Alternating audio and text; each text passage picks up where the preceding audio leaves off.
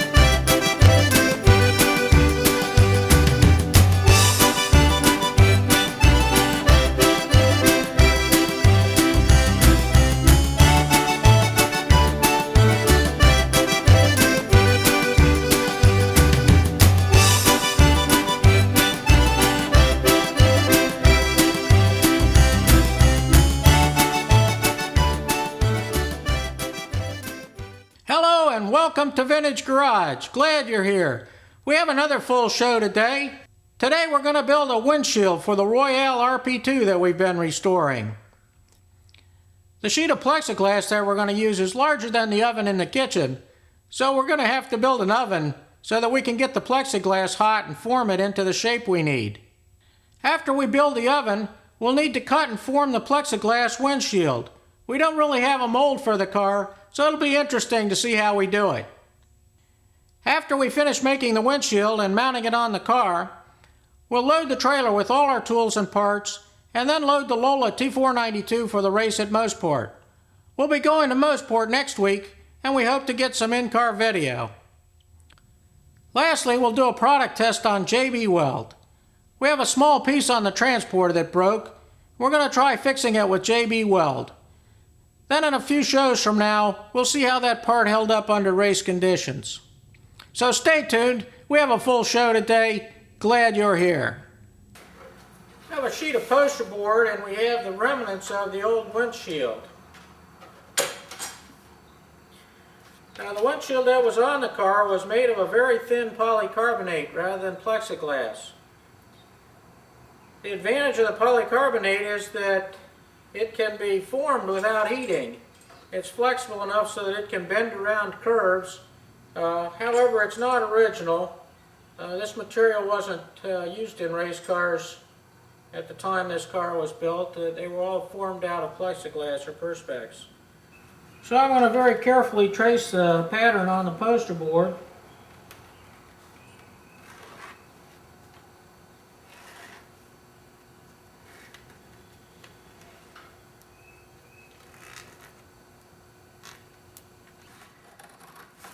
Once the windshield is bent, imperfections aren't really going to show. If the radius isn't perfectly circular, it'll be really hard to tell.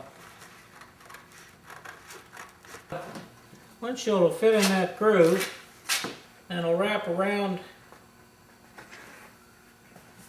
the curvature of the car, and it'll fit back up in here.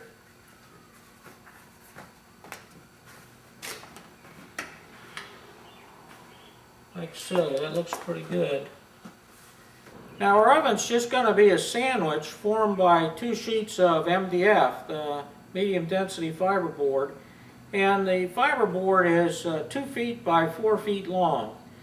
We have to leave a couple of inches around the edge because we're going to frame it with 2x6s to form the sandwich. So I can see right now that this is going to be large enough. We take 2 inches all the way around. We have room for our heating elements at each end, and we're going to make almost like a big pizza oven here. So we'll carefully set our pattern aside. We'll mark it as a Royale RP2 in case we ever have to make any more.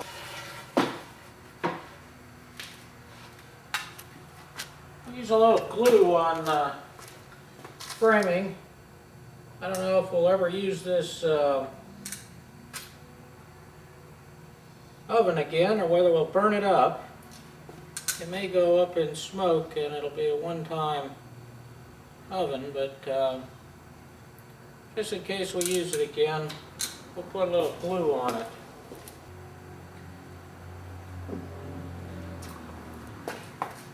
Come around here and we'll make sure we've got a nice edge lined up there. And we'll just use regular 10D nails, framing nails, to frame the oven.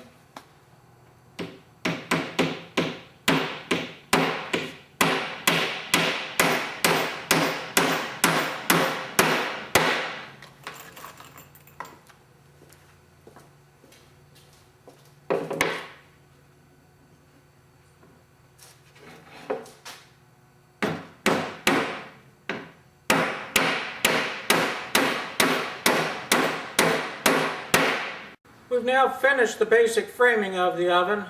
We're going to build the ends now with the heating elements. We've now measured and cut the two end pieces. We just made them out of 2x6s out of the same stock as the side pieces. And we've measured them so that they'll close up the end like that. We have one for the other end too. And now we'll mount the heating system and build it. We've assembled the materials that we're going to need for the heating system. We're going to use these ceramic light bulb base mounts that you can get from Home Depot or Lowe's for about $1.25 a piece. We're going to use 4 of them. First thing is we'll drill a hole in the end of the board.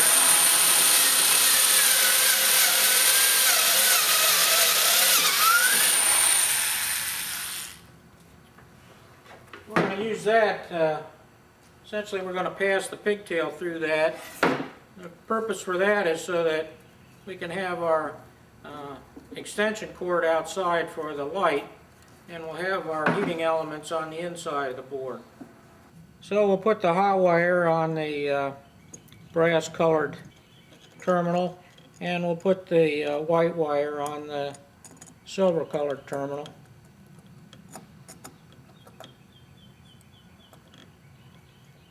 And we want to center the bulb top to bottom, and also have it in from the edge somewhat.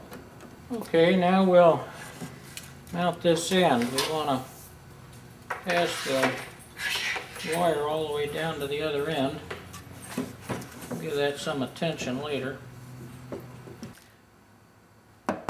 Now the last thing we'll do is we'll put a 12D nail into the end so that we have a handle so that we can open the oven without pulling on the wire. We're at the other end of the oven now, and I've already completed mounting the bulb mounts on the end board. This time there's no hole in the board because the wire is being passed through the oven to this from the other end. Again, put a 12D nail in the end for a handle so that it's easy to service this by using that nail to pull the board out. Okay, there's only one thing left to do and we're ready to test the oven, and that is to mount the thermometer so that we can monitor the temperature of the oven and figure out exactly what's the right temperature for forming our plexiglass.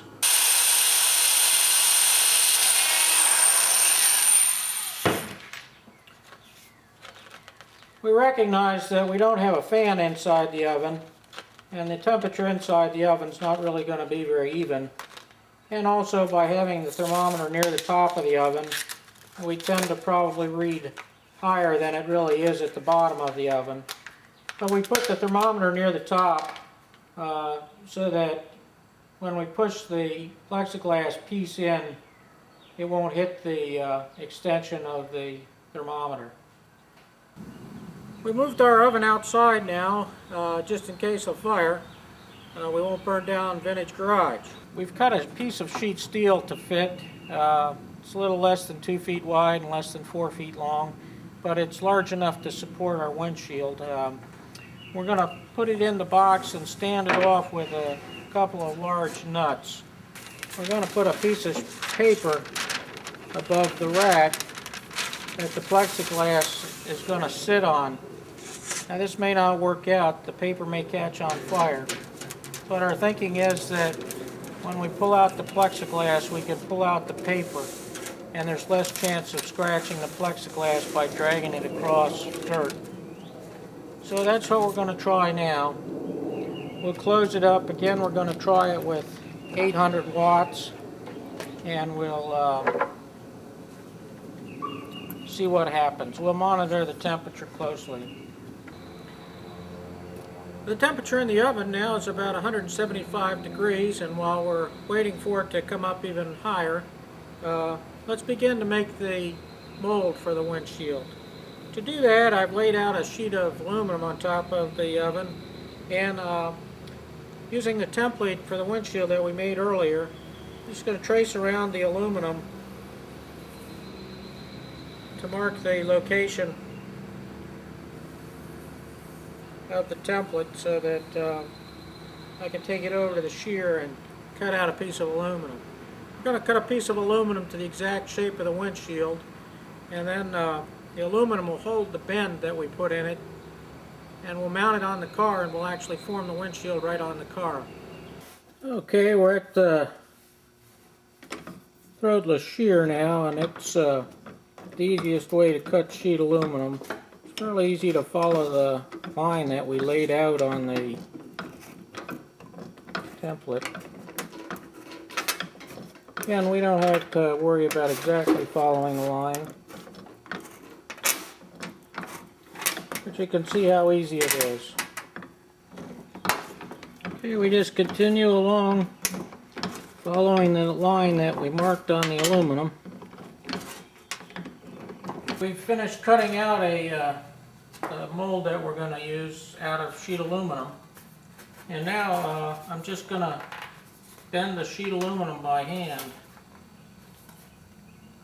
Unlike polycarbonate, it'll take whatever bend I put in it and it'll keep it, and unlike plexiglass, I can bend it while it's cold,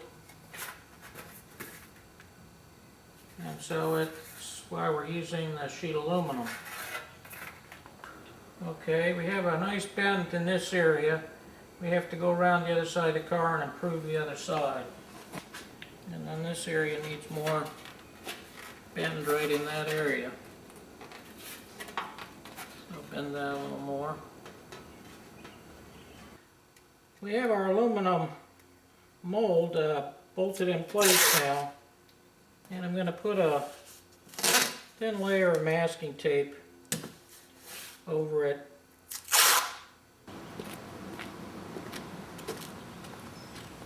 Okay, now we're going to get serious. We have our real plexiglass material, and we're using the top of the oven as a workbench. It's another handy thing that it does.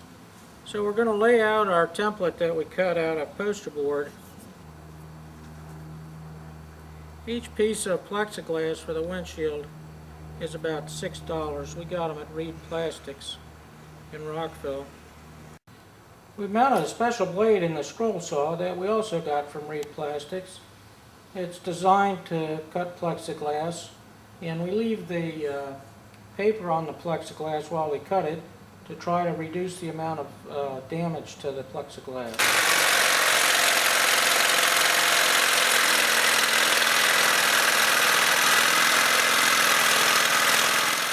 We've now finished sawing the entire piece for the windshield, following the pattern.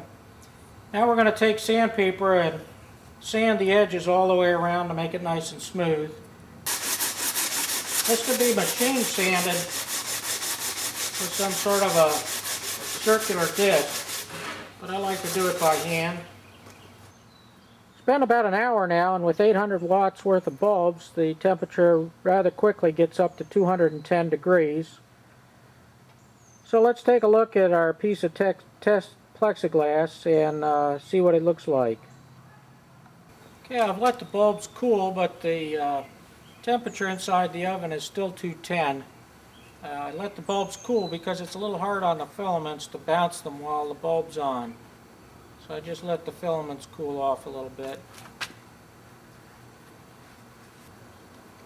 And we'll pull out our paper. It didn't burn at all, but our plexiglass now is quite soft and easy to form. Okay, it's another moment of truth. We've run the oven now up to 225 degrees, a little bit hotter than our test piece, which didn't seem to be quite flexible enough. Now we're going to go out, get the windshield out of the oven, real quickly bring it in and form it.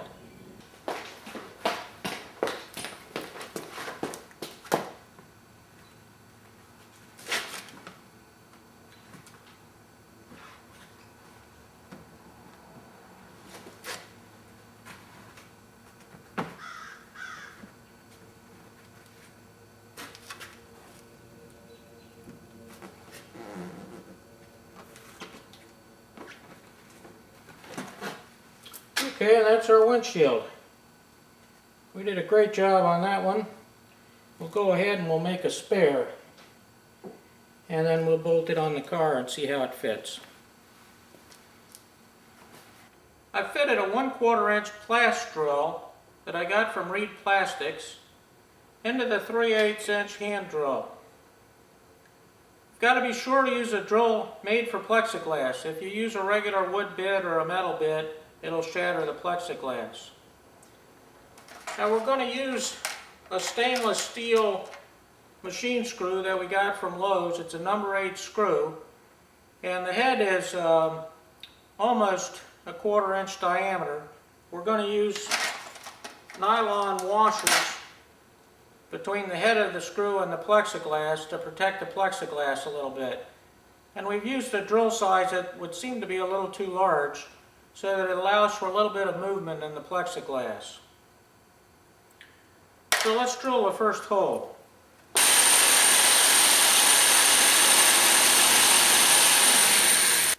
Okay, and we'll fit our first screw in that hole. First one's always the most important because it really sets the tone for the whole project, whether the windshield's going to line up right or not.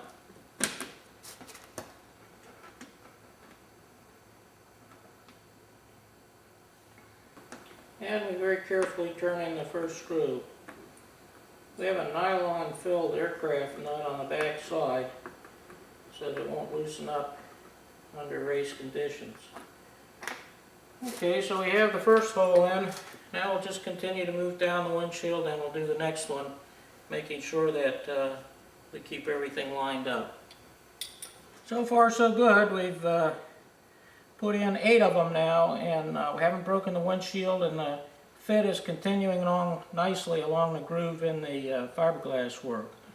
So we're right at the halfway point. We're going to drill the center hole here.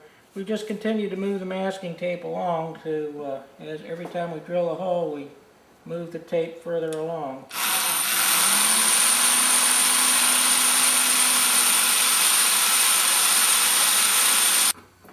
Now we've worked all the way around and we're on the very last screw. If we get this far and it doesn't break, then we're done. And we're done. So with patience, we can get the windshield all filled and drilled without breaking the plexiglass. That windshield came out really nice. We're going to get some Windex now and clean it up and stand back and admire it.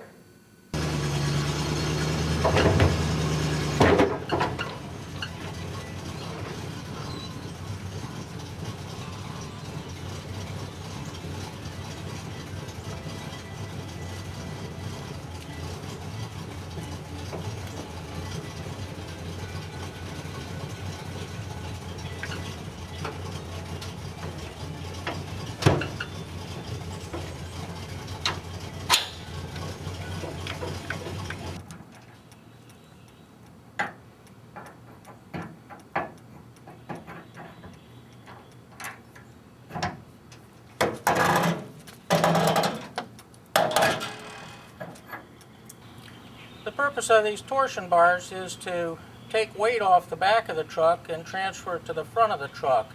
They actually have the effect of lifting the back of the truck a little bit and forcing the front of the truck down. Makes for a much better handling rig, and it really makes a difference. We also put an anti-sway device on. With the box trailer there can be a lot of side winds, and we found this to be helpful. So we have it all hooked up now. Next step is to pull it forward and load the Lola, and then we'll load all the gear. We're inside the Vintage Garage Hallmark 20-foot box trailer, and we're getting ready to load all the equipment for our trip to Mosport. The box trailer, just like the Avan, has living quarters for one in it. Once in a while we have a crew, and in that case the crew would sleep here. It's also sometimes on a hot day it may be cooler to sleep in here, so sometimes we sleep in here, sometimes we sleep in the Avan. We take that bed out if the car was any longer, but it's a short car, so there's plenty of room for it. Well, let's get started. The first thing to do is to start loading tires. We have one set of original Lola magnesium wheels. These are our favorite wheels for the car since they're original, and they're extremely light. It's much lighter than an aluminum wheel. The tire is much heavier than the wheel. These are the front tires and wheels. The front tires are 2 inches narrower than the rear tires.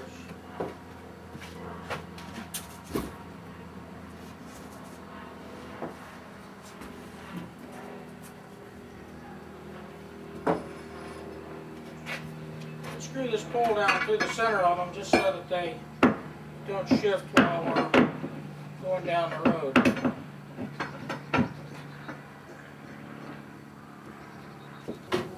Now, the rain tires are quite heavy. This is the rear. Both the front and the rear have very heavy lug pattern here that's very good for dispersing water. We have these tires just mounted on ordinary steel wheels, trying to save a little money, and also we go so slow in the rain that the amount of unstrung weight isn't very significant to how fast we go.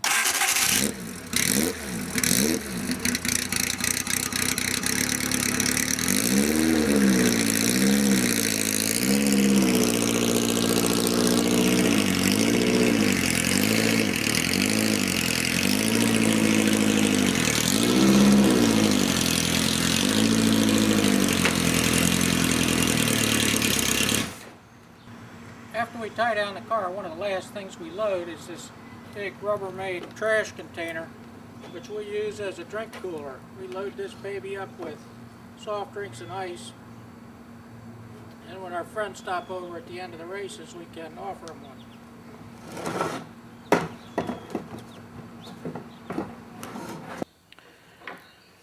Okay, we have a small project to do while we're doing maintenance on the rig. At the last event, we broke one of the handles for the canopy, and we've heard all of the ads for JB Weld, and we use it a lot. But this looks like one of these parts that JB Weld might not even be able to fix. This is a 25-year-old Bakelite, I believe. But we're going to give it a try. We're going to put it in place, and then we're going to screw it down with this hose clamp.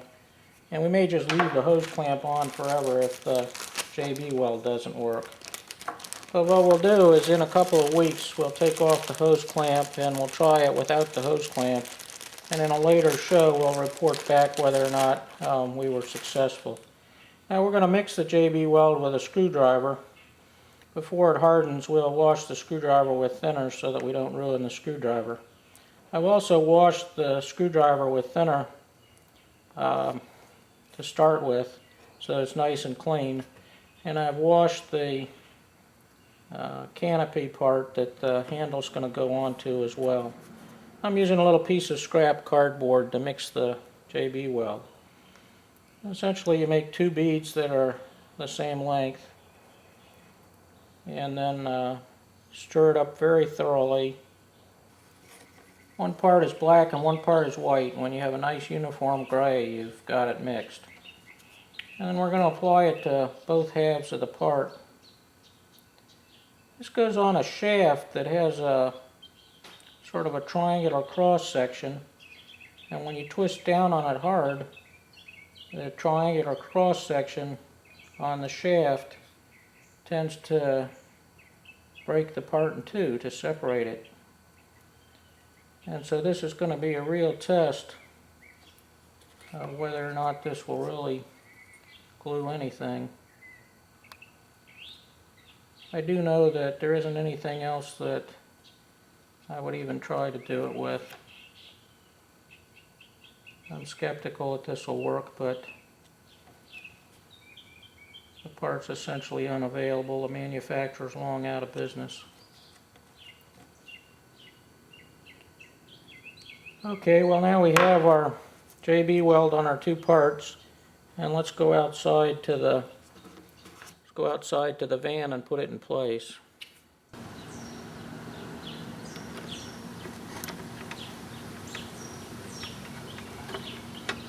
Okay, we have it clamped now, and we're going to let it sit like that for a few weeks. We may not even take off the clamp for a month or more, just to give it a fair chance to quit. Well, that's it for this week at Vintage Garage. We had a great time. We got the windshield built and mounted for the Royale RP2. That was a very satisfying job, and it came out great. We also got all our tools and equipment and the Lola T492 loaded into the trailer for the race at Mosport. Lastly, we did a product test on JB Weld. It'll take a few weeks before we know the results of the test. We'll see how that part holds up under race conditions. Next week, it's the race at Mosport. We'll take the show on the road. We hope to get some good in-car video, interviews with some of the other drivers and crews, and a lot of shots from around the paddock. It should be a lot of fun. So until next week, keep the shiny side up. See you next week from Mosport.